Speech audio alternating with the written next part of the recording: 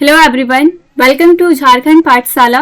आज के इस वीडियो में हम लोग डिस्कस करेंगे अनीता देसाई के बायोग्राफी को, या फिर आप कह सकते हैं कि हम लोग पढ़ेंगे अनीता देसाई के लाइफ एंड वर्क्स को। तो पहले तो जान लेते हैं कि अनीता देसाई आखिर थी कौन। एक्चुअली में ये थी नहीं, अभी भी है। अभी तक अनीता देसाई का डेथ नहीं हुआ है। अनीता देसाई एक बहुत ही पॉपुलर इंडियन ऑथर है। यहाँ आप देख सकते हैं लिखा है Anita Desai is a renowned Indian author known for her insightful and evocative story telling।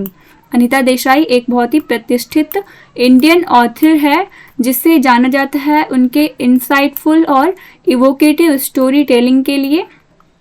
उनका जो तरीका होता है स्टोरी बताने का वो काफ़ी अच्छा होता है, गहराई में होता है। Born on 24 June 1937 in Mussoorie, India. उनका जन्म हुआ था 24 जून को। कब हुआ था? 24 जून 1937 को मसूरी में, जो कि इंडिया में है। She grew up in a family of distinguished intellectuals. और उनका जो जन्म हुआ था एक ऐसे फैमिली में हुआ था जहाँ पे बहुत ही विशिष्ट इंटेलेक्चुअल्स रहते थे। Her mother Toni Nime was a German and her father D.N. Mazumdar was a Bengali businessman and linguist। तो सबसे पहले तो हम लोग जानते हैं कि टोनी नाइम जो थी ये अनीता देसाई की मदर थी और D.N. मजूमदार ये इनके फादर थे, जो कि एक बिजनेसमैन और एक लिंग्विस्ट थे। लिंग्विस्ट मतलब कि बहुत सारे भाषाओं का ज्ञान रखने वालों को लिंग्विस्ट कहते हैं, या फिर भाषाविद कह सकते हैं आप। और उनकी मदर जो थी वो जर्मनी से थी। Anita Desai had a multicultural upbringing, exposed to various languages and cultures due to her father's involvement in the promotion of Indian and European languages. Anita Desai का जो अपब्रिंगिंग हुआ, जो पालन पोषण हुआ, वो मल्टीकल्चरल था। मतलब कि उनका जो पालन पोषण हुआ वो बहुसांस्कृतिक था। Expose to various languages and cultures due to her father's involvement in the promotion of Indian and European languages.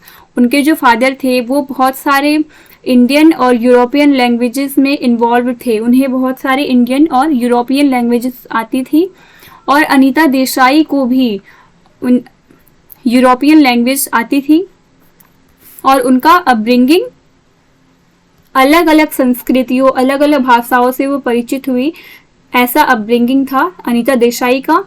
This diverse background greatly influenced her writing and themes in her works. और ये जो उनका background था, अलग अलग प्रकार की संस्कृतियों में रहना, अलग अलग भाषाओं को सीखना, इन सब ने उनके जो राइटिंग स्टाइल था उसे बहुत ही ज़्यादा इन्फ्लुएंस किया। और इसी के कारण उनके जो थीम्स थे उसमें variety I.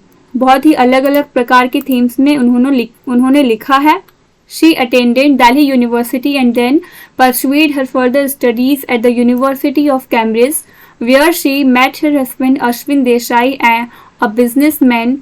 The couple settled in India and had 4 children together. Anita Desai Delhi University में अपना पढ़ाई की थी और उसके बाद वो चली गई यूनिवर्सिटी ऑफ कैम्ब्रिज अपने फर्दर स्टडीज़ के लिए, जहाँ पर उन्होंने अश्विन देसाई से मीट किया, उनसे मिला, और जो कि एक बिजनेसमैन थे।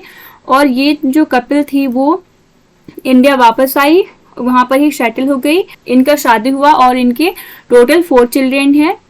Desai's writing career began with the publication of her first novel, Cry the Peacock, in 1963। Anita Desai का जो राइटिंग करियर था वो किससे स्टार्ट हुआ? तो पब्लिकेशन, इनका जो एक नॉवल था क्राई द पिकॉक, इसके पब्लिकेशन के साथ अनीता देसाई का राइटिंग करियर स्टार्ट हुआ। और ये जो नॉवल था क्राई द पिकॉक, इसका पब्लिकेशन कब हुआ था? तो 1963 में। तो आप कह सकते हैं कि अनीता देसाई का जो लिटरेरी करियर स्टार्ट हुआ था वो कब स्टार्ट हुआ? तो 1963 से इनका लिटरेरी करियर स्टार्ट हुआ, जब इनका first novel cry the peacock publish हुआ था। कई बार एमसीक्यूज में पूछ लिया जाता है कि अनीता देसाई का पहला नॉवल कौन सा था और कब पब्लिश हुआ था। तो आप याद रखिए कि इनका पहला नॉवल था क्राई द पिकॉक, जिसे पब्लिश किया गया था 1963 में।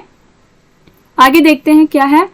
The book was well received and mark the beginning of her success as a writer. ये जो बुक था, नॉवेल था क्राई द पीकॉक, वो बहुत ही सराहनीय था, बहुत ही लोगों ने उसे पढ़ा और इसी के साथ अनीता देसाई के literary career as a writer उनका करियर स्टार्ट होता है। She went on to publish several other acclaimed novels including Voices in the City 1965, Where Shall We Go This Summer 1975 and Fire on the Mountain 1977। इन्होंने उसके बाद कई सारे novel अपने publish कराए थे जो कि बहुत ही ज़्यादा पॉपुलर हुए, जिनमें से कुछ इंक्लूडेड है वॉइसेस इन द सिटी, ये एक नॉवेल है जिसे पब्लिश किया गया था 1965 में। उसके बाद है where shall we go this summer, ये भी एक नॉवेल है जिसे पब्लिश किया गया था 1975 में। और फिर है फायर ऑन द माउंटेन 1977 में इसे पब्लिश किया गया था। However it was her novel clear light of day 1980 that brought her international recognition and critical acclaim। और इनका जो पॉपुलर नॉवेल था क्लियर लाइट ऑफ डे, जिसे पब्लिश किया गया था 1980 में 1980 में, इसी नॉवेल के कारण जो है अनीता देसाई को इंटरनेशनली लोग जानने लगे, मतलब कि इंडिया से बाहर लोग भी इन्हें पहचानने लगे, इनके वर्क को पढ़ा जाता था।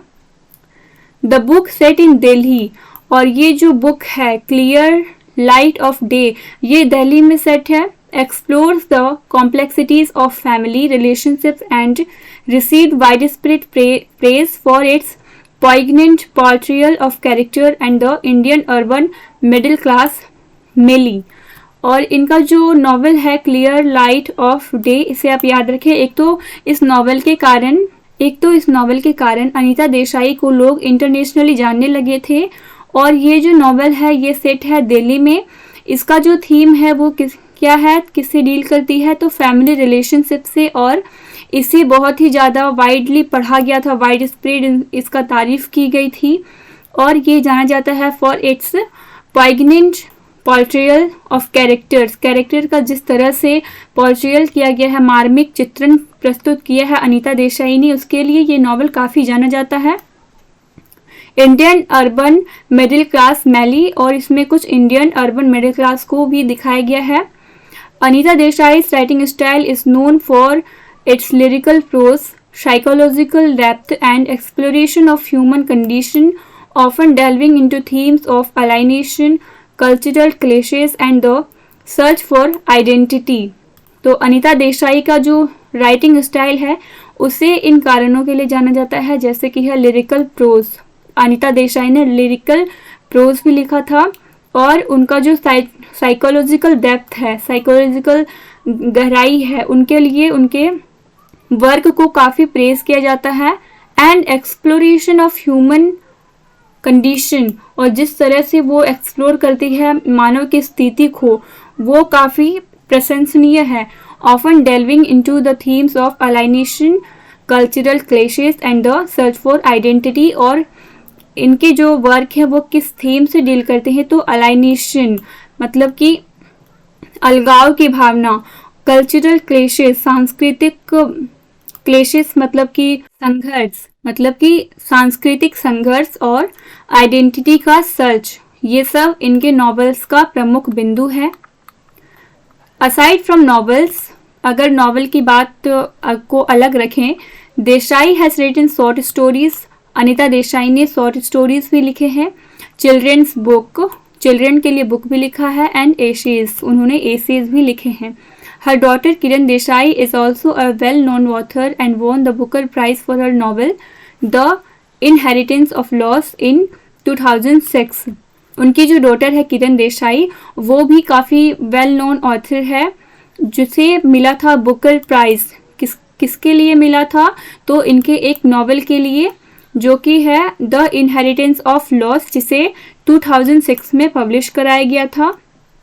Anita देसाई's literary contributions have left a lasting impact on the world of Indian literature and have earned her a place among the most distinguished contemporary writers Anita Desai का जो लिटरेरी कंट्रीब्यूशन या जो साहित्यिक योगदान है उनका, वो इंडियन लिटरेचर में अमिट छाप छोड़ता है। उनके जो योगदान है उसे भुलाया नहीं जा सकता और उन्हें काफ़ी प्रसिद्धि भी मिली है। हर profound understanding of human emotions and her ability to bring alive the setting in her stories have made her a beloved and celebrated figure in the literary world। और अनीता देसाई का जो प्रोफाउंड अंडरस्टैंडिंग है ह्यूमन इमोशंस का, जिस तरह से वो human emotions को समझती है और उनका जो एबिलिटी है अपने कहानियों में, अपने नॉवेल में एक जीवंत सेटिंग को दिखाने का, ये सब काफ़ी प्रशंसनीय है और उन्हें एक प्रतिष्ठित नॉवेलिस्ट बनाती है। और उनका जो स्टोरीज़ है वो रीडर्स के द्वारा काफ़ी सेलिब्रेट की जाती है, उन्हें काफ़ी प्रिय लगती है। और यही सब चीज़ें हैं जो अनीता देसाई को इस लिटरेरी वर्ल्ड में एक इम्पॉर्टेंट फिगर बनाती है। तो यहाँ पर हमारा ये वीडियो ख़त्म होता है। आई होप कि आपको अनीता देसाई से जुड़ी ये वीडियो अच्छी लगी हो। अगर वीडियो के थ्रू आपका हेल्प हुआ हो तो वीडियो को लाइक और चैनल को सब्सक्राइब जरूर करें। Thank you for watching the video.